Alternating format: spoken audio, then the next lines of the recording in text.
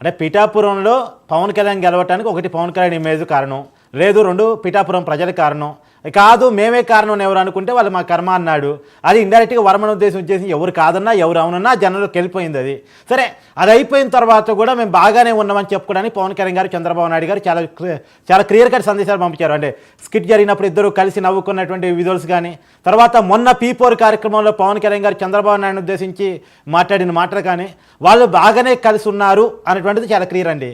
ఏదో ఒక నోరు జారటం పక్కన పెట్టేస్తే వాళ్ళు బాగానే కలిసి ఉన్నారనేది మన కళ్ళ ముందు వాళ్ళు అనేక సార్లు చూపిస్తూ ఉన్నారు.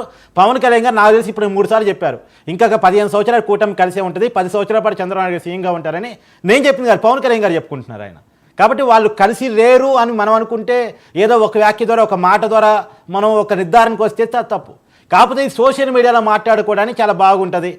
కాకపోతే నాగబాబు గారు కూడా ఏ వివాదాన్ని కూడా తెగేదాకా లాగకూడదు. ఇప్పుడు పిఠాపురం పోతున్నప్పుడు గతంలో వివాదం అయింది కాబట్టి తన మాట అది కొద్ది జాగ్రత్తగానే ఉండాలి. ఎందుకంటే కూటమి కలిసి ఉండాలని ఇటు పవన్ కళ్యాణ్ అటు చంద్రబాబు బలంగా కోరుకున్నప్పుడు ఒక్క మాట చాలా దూరం తీసుకెళ్లే అవకాశం ఉంటుంది. ఇప్పుడు మాటల కారణంగానే పోసానికి ఇష్టమని జైలు కారణం అవుతుంది.